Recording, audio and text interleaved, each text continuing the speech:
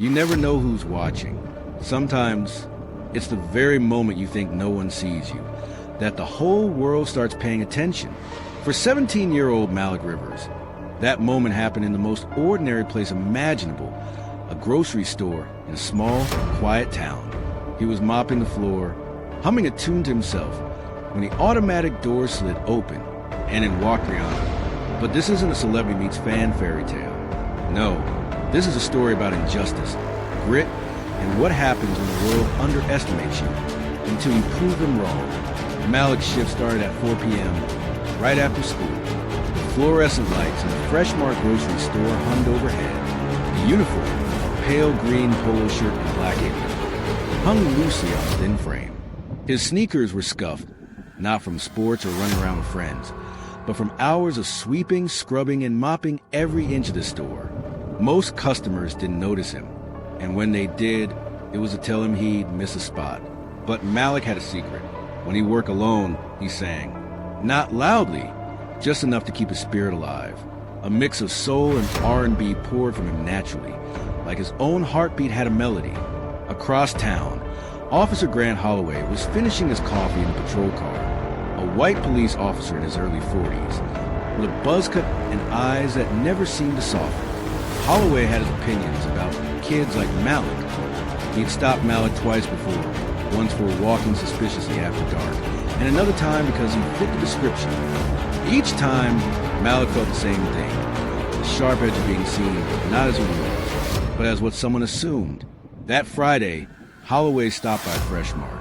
Malik was restocking cereal boxes when he heard the heavy boots approaching. "Don't think I didn't see you hanging around last night," Holloway said casually, as if speaking to an old acquaintance. Malik froze.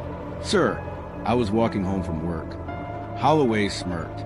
"Right, just keep your nose clean. No arrest, no official warning. Just the sting of being spoken to like trouble before you've even done anything wrong." Later that night, Malik found himself alone in the store's cleaning section. The music playing softly from ceiling speakers faded in his mind, replaced by his own voice. He started singing Stay, not to impress anyone, but because it was his favorite. His voice carried warmth and a quiet ache that could make anyone stop in their tracks, if anyone had been listening. And then the automatic door slid open. 2 security guards in black suits stepped inside, scanning the store. Behind them walked a woman in a casual hoodie, sunglasses still on despite the dim fluorescent lights. Malik didn't recognize her at first, not until she pulled down her hood and removed her glasses. It was Rihanna. Rihanna didn't make a scene. She didn't call attention to herself. She simply picked up a basket and started walking the aisles. But then she stopped.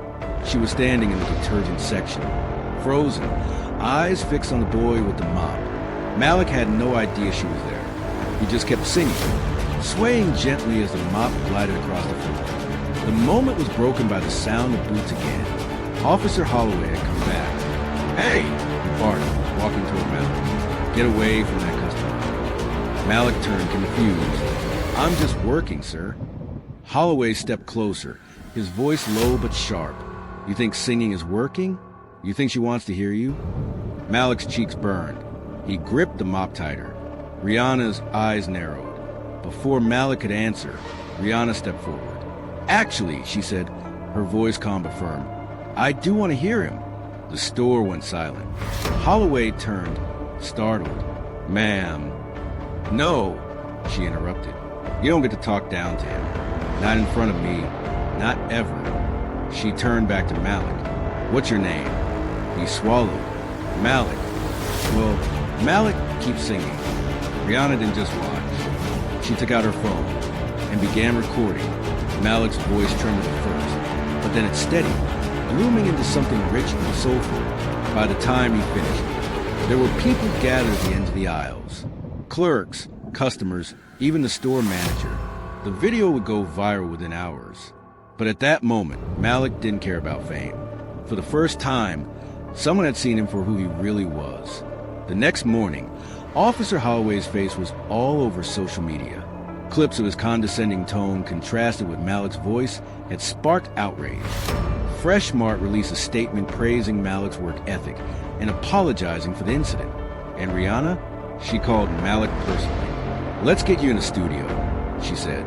For Malik, it wasn't about proving Holloway wrong anymore. It was about proving to himself that he'd always been more than the world chose to see. Never let someone else's prejudice define your worth. Sometimes the world won't see your value until the right person notices.